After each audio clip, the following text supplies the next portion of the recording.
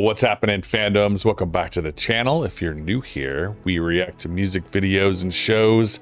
Today, we're back on our breakdown series for The Last of Us. This one's for episode 7. If you're not familiar with new Rockstars and Eric Voss, they produce amazing pop culture content across all of the most important shows that come out these days.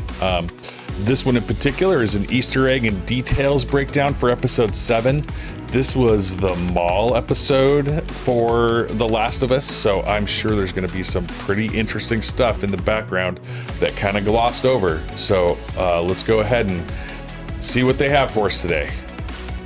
Welcome back to New Rockstars. I'm Eric Voss, and this is a breakdown of The Last of Us Episode 7, which adapts the Left Behind DLC of the games, exploring Ellie's backstory with Riley as they explore the 4 to 5 wonders of the mall, which somehow didn't include natural wonders. Remember that store? It's where us sensitive kids went because we were too soft for Spencer's gifts. Let's break this down scene by scene for the details you missed in the connections to the game. And a reminder to subscribe to our new channel, The Deep Dive, and you can support our growing network by grabbing some merch at nerdriot.shop like this Last of Us inspired shirt. I love it so much. Okay, so the episode opens from the point of view of someone sliding on the ground past these suburban houses. We see a trail of blood in the snow, and then inside Joel's sleeping bag with rope, blood stain, showing how Ellie had her horse drag Joel on this sleeping bag through the street, meaning we are opening from Joel's point of view as he was being dragged. This poor horse has to shake some snow off its head. Ellie didn't even have time to thaw it out. Joel tells Ellie that she should leave him and go north to Tommy. They're in the basement of this house, which, based on the broken in windows on the ground level, might be the warmest place in there. Ellie pauses at the top of the stairs, and then we edit on her grabbing the doorknob. She's not slowly leaving in defeat. She's still in a hurry. She's rushing to find supplies to save Joel. Now, the Left Behind DLC shows this moment in the game, and in the game you really intercut from the flashback to the present as Ellie's scrambling to find supplies in the pharmacy to save Joel. Here, the present day events actually just bookend the episode. But here we flash back to Ellie a few weeks before we met her in episode 1, as Ellie in Fedra's school runs in gym class listening to a Walkman playing Pearl Jam's All or None. It's from the 2002 album Riot Act, which came out just a year before Outbreak Day in 2003 and would have been one of the most recent and moodiest things a kid could listen to right now. Eddie Vedder's lyrics are, "It's a hopeless situation, and I'm starting to believe that this hopeless situation is what I'm trying to achieve." Ellie feels hopeless in this Fedra system and is starting to think this is actually just what she's trying to achieve. A mean girl, Bethany, yanks off Ellie's headphone, and Bethany is around and about to find out, saying that Ellie doesn't fight, it's her friend who fights for her, and her friend's not around. And I love how the song comes back despite Ellie not putting her headphones back on, showing how she is mentally transitioning back into that hopeless headspace and doesn't give a shit. Now, throughout this, the overhead lights in the gym are flickering a bit, showing how Fedra hasn't really set up a good infrastructure in the Boston QZ. Fedra cannot truly promise the light, only the fireflies can. Ellie punches Bethany, and we cut to her with her head back, black eye, making it look like she really knocked herself out with a punch. Outside this office, we can hear seagulls, just a nice acoustic effect reminding us that we're back in Boston. Captain Kwong is a framed photo of his family, little example of Fedra officers being a bit humanized, which is why Ellie reacts so strongly against Riley's freedom fighting, aka terrorism. Kwong tells Ellie, "And that'll be your life from now until you catch a bullet from a firefly or fall drunk off a roof or get your hair caught in a moving tank tread." Get your hair caught in a tank tread? Has this happened before? Yikes. He uses his mug to represent one path and his keys with a puppy print to represent the Fedra path. One representing a food ration soup that you'd get in a handout, another representing active access to a vehicle or a residence, an open door. Kwong tells her Fedra is the only thing keeping it from falling apart, but says, I like this guy too. And one day it could be your turn. Yes, the one piece of actual valuable advice he leaves Ellie with, because Ellie will, in this episode with Joel, have to step up as the leader. In Ellie's dorm, we see dinosaurs and a lunar chart and space shuttle drawings. Again, Ellie is fascinated by space travel and Sally f***ing Ride, and the book, no pun intended, the first volume by Will Livingston, This Oughter Be Good. And on her walls is a poster for the 2000 movie Red Planet, and behind her bed, a poster for the 1987 Dennis Quaid film Inner Space. Ellie reads an issue of Savage Starlight. This is issue number 8, Negentropy, described as, "With Captain Ryan's leadership and Daniela's technological expertise, the raids of the Last Watch have become ever more daring. As a scientist, can she bear to use her gifts for destruction?" You actually find this issue later in the game in the lakeside resort on a green bench, the part of the game that we will likely see next episode. The pages Ellie reads here show Captain Ryan and Daniela blasting through a door. But keep in mind that description I mentioned, the idea of a doctor using their gifts of science for destruction. I'll talk about that a bit more in Spoiler Corner. On Ellie's nightstand is her switchblade Switchblade, the one given to her by her mother, and around the room as she sleeps, we see cassette tapes for Etta James, and the hits of Aha. Aha's Take On Me later plays in the mall, and the song has a major significance to both Joel and Ellie in the games. There's also a poster for Mortal Kombat 2, the game that they'll play in the mall arcade, and was referenced by Ellie back in episode 3. Now there is an empty bed in her room in the Left Behind DLC. Riley comments how Ellie's lucky for still not having a roommate in the bunk bed above her. And here, Riley sneaks in and puts her hand over Ellie's mouth. In the game, Riley jumps in and bites her neck, pretending to be infected, foreshadowing both of these girls getting bitten this episode. Riley confesses that she has joined the Fireflies simply by showing Ellie her gun. In the game, Riley shows Ellie her tag necklace, but it's interesting how the gun is enough for Ellie to know that she's telling the truth, because there's no other way Riley would be able to get a gun. As they make their way out of the night, Ellie mentions a 7-Eleven incident that burnt off one of her eyebrows, which explains why part of her left eyebrow is singed off. No, thanks. I'd like to keep my other eyebrow in one piece. Ellie's flashlight glitches. Firefly lights are better.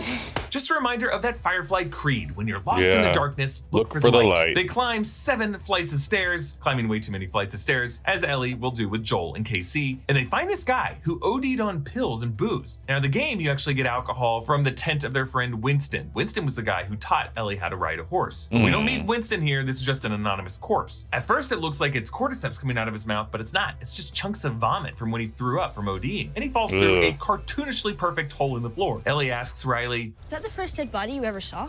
No. My parents.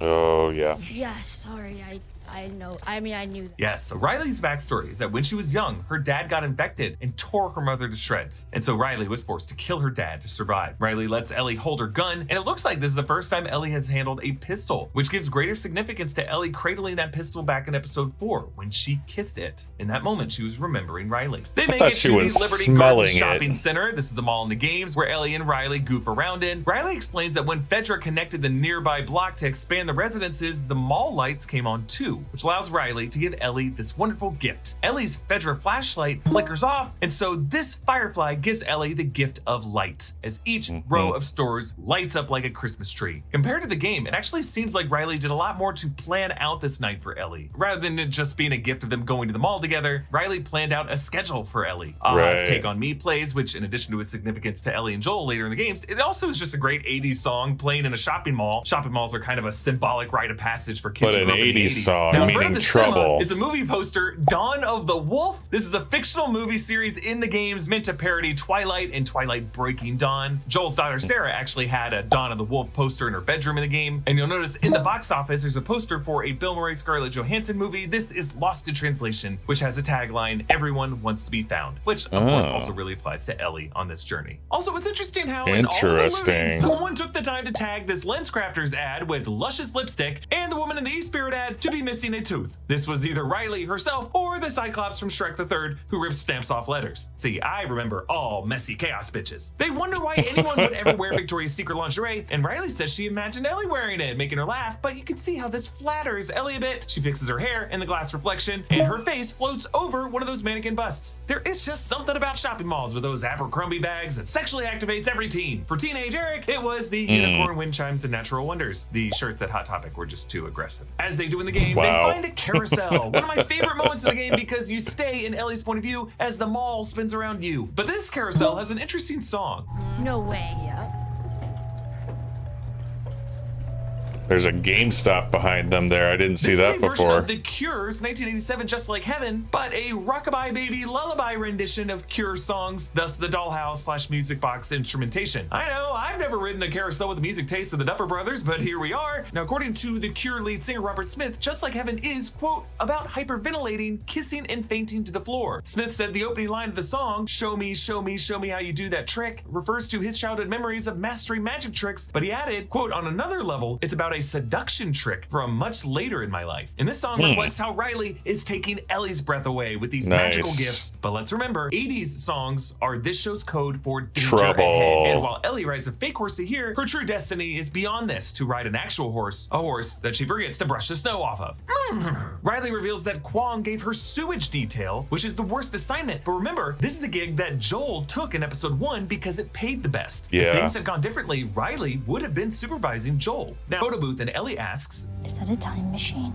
Come on. In a way, a photo booth is a sort of metaphorical time machine, a booth that freezes its occupants in time with a string of photos. In the game, this photo booth prompts Ellie and Riley to share the photos on Facebook, and they have no idea what Facebook is. And then after retrying it again and again, Riley just punches it until it shuts down. But this screen inside the booth shows a white rabbit wearing sunglasses. In last week's breakdown, I pointed out how the hunted white rabbit that Ellie steals parallels her own innocent self. Ellie becomes the rabbit here when they give each other bunny ears. And they end by pretending to be monsters, like the infected forms they become, or at least one of them becomes, because though Ellie doesn't know it yet, she is immune. This photo film does not print fully, likely because the film has been partially exposed, or maybe the chemicals have just started to break down. 20 years arcade old. sign looks exactly as it does in the game, and the name Raja is actually a Naughty Dog reference to another big Naughty Dog franchise, Uncharted. The characters Raja and Rika Raja, and the street signs in Uncharted 2 among thieves for the Nepalese club, Club Raja. But instead of the fake in-universe games, these are all real games that kids who hung out in arcades in 2003 would remember. You got your Tetris, your Frogger, an Attack from Mars pinball machine, Daytona USA. All that's really missing is Dance Dance Revolution, Time Crisis 2, some House of the Dead, but yep, we do get Mortal Kombat 2, which Ellie referenced with Melina in episode 3. In the game, there are some fighter games like Tetsumashu Tournament and Fighter Instinct 10, but there's also a game called The Turning that you actually play in the game, though Riley makes Ellie close her eyes so you just see Ellie's face while you hit the controls, not really knowing what is on the screen. Now, the name The Turning was actually based on Neil Druckmann's original title of The Last of Us comics when he pitched it to Naughty Dog to be a game. And I love it, when they dropped the coins in to start the game, Craig Mason actually said that he told the sound mixers to really go hard on the game sounds, on the game start sound effect with heavy bass, just to surround us with the feeling of playing one of these arcade games. It was very over the top. In this game of Mortal Kombat 2, Ellie picks Raiden, excellent choice. Riley picks Melina, and since Ellie doesn't get any hits on her, it is a flawless victory, which is why Riley says flawless horseshit. And Riley gets to do Melina's kiss of death fatality that Ellie described in episode 3 where he spit out the bones. But yes, this does mirror the kiss of death that infected perform on their victims and trying to do on Ellie in this episode. We slowly pull back out of the arcade, and then we move to what was already the most terrifying store in any mall before the apocalypse, the American Girl doll shop. Every story has a star. Horses whinny because they're always scared. And here, the runner comes alive. And if this guy was hanging out in an American Girl doll shop, what kind of monster was he to begin with? Do you really have a daughter, sir, or is this for you? I mean, I don't want to toy shame, but just grab some Attack of the Clones Dooku lightsabers over at KB Toys. I know in this breakdown you're learning a lot about 2003 era mall era. And just to warn you, he smelled way worse than this guy did. So Ellie now picks Baraka for the second round, and she wins, doing Baraka's fatality finishing move on Melina. And this is almost a moment where the girls kiss, but Riley moves on, and that triggers Ellie to want to back out and go home. But Riley lures her in to stay with the promise of a gift, Will Livingston's No Pun Intended Volume 2. What did the frustrated cannibal do? Oh boy. Wait on me. He threw up his hands. A bit of deeper significance here that I will cover Yeah, in a little, spoiler corner. little Then Ellie reads, foreshadowing there. How does a computer get drunk?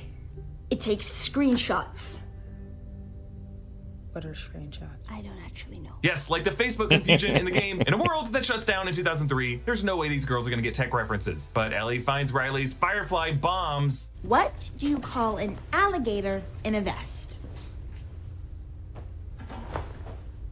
We don't get the answer, but the answer is an investigator, as Ellie is now investigating this crime scene. And if you like investigations and don't mind puns too much, you really should subscribe to our new channel, The Deep Dive. One actually wonders if one of these pipe bombs was the one that was used on the building Tess was in back in episode 1. Kidding. So Ellie's Fedra indoctrination makes her disgusted to find these bombs, and Riley says that she's leaving to the Atlanta QZ. Now, we only ever hear of the Atlanta QZ in the games in the Pittsburgh section when the Atlanta QZ takes command over Pittsburgh's remaining Fedra forces, suggesting Atlanta is a key Fedra stronghold, which would make sense considering where the CDC is. Where the CDC is headquartered. And I played the tabletop game Pandemic Legacy Season 1, and I let the city of Atlanta outbreak in the first month, and I lost my starter research station, which really me. Atlanta, very important place in any pandemic post-apocalypse. Riley said Marley wouldn't let Riley take Ellie with her, suggesting Marley had her eye on Ellie and didn't want her to leave the Boston QZ. Ellie storms off and decides to go back, and for a second, we think tragedy is already struck with the sound of a scream, but it is just a Halloween decoration. Great fake out.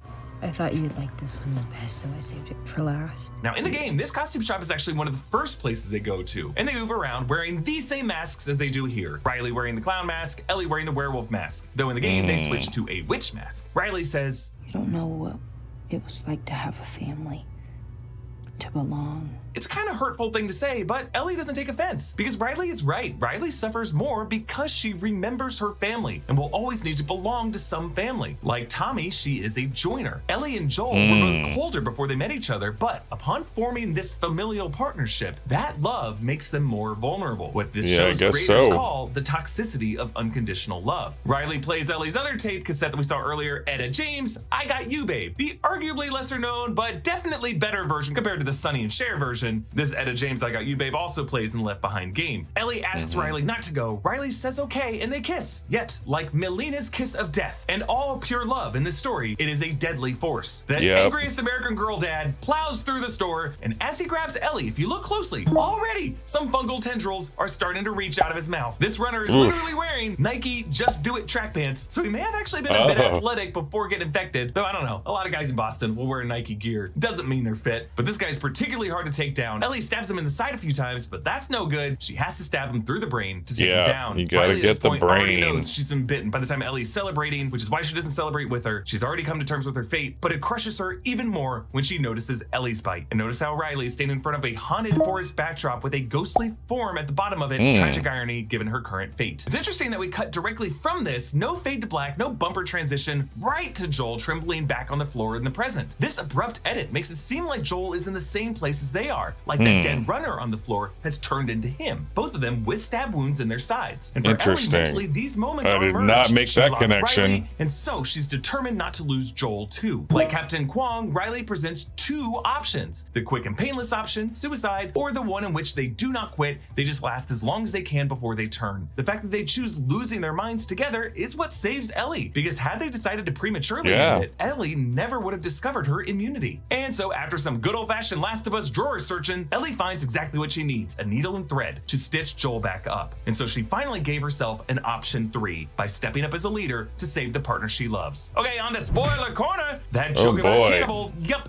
gotta be a nod to the group of cannibals Ellie's about to meet next week, led by David. And that Savage Starlight issue about a scientist using their gifts for destruction. Big spoiler if you have not played part 1 of the game coming up here. I think that is setting up the ethical dilemma that we will face in the finale, when the doctors at St. Mary's in Salt Lake City intend to operate on Ellie to remove the cordyceps from her brain, an operation that could save humanity, but will kill Ellie unless Joel intervenes to stop it. And yes, it adds a deeper layer of tragic subtext to have Ellie and Riley listening to Aha's Take On Me, considering that will be the song that Ellie plays on guitar for Dina, her future girlfriend, assuming they adapt season 2 from part 2 of the game. Okay, a reminder to subscribe to our new channel, The Deep Dive, and you can support us by grabbing some merch at nerdriot.shop, like this Last of Us Look for the Light shirt. And if you want me to cover it back up, this Huckberry jacket is also awesome, super warm, and you can grab one of these by clicking the link in the description. Follow me on Instagram and Twitter at EAVoss, follow New Rockstars, and subscribe to New Rockstars for more analysis of everything you love. Thanks for watching, bye. Do your merch thing, Eric. They do actually have very cool shirts a lot of the time based on the shows that they're currently reviewing. My favorite part of this breakdown was likely the revelation of all of the pop culture references that they sprinkled throughout, the movie posters and things that were current and canon in the world as of the time that this was supposed to have occurred. So the Pearl Jam song, the Lost in Translation poster, I totally missed that one.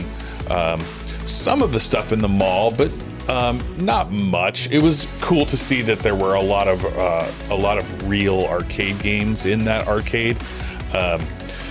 Mall arcades are a thing that have largely died. It doesn't really exist. I mean, malls themselves are largely dying these days. So yeah, so that's a thing.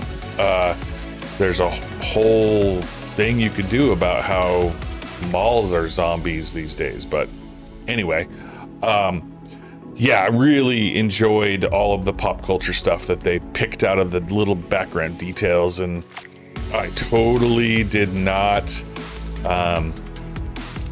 make the connection on the cannibal joke to the flash forward to the next episode.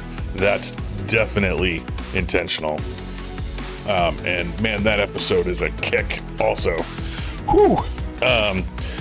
So yeah, those were my favorite. Let me know what your favorite piece of the breakdown was in the comments. Thank you so much for all of your support and the likes on the video and subscribing to the channel. It all helps with the algorithm and so on, and appreciate it all. And thank you so much. We'll see you in the next video.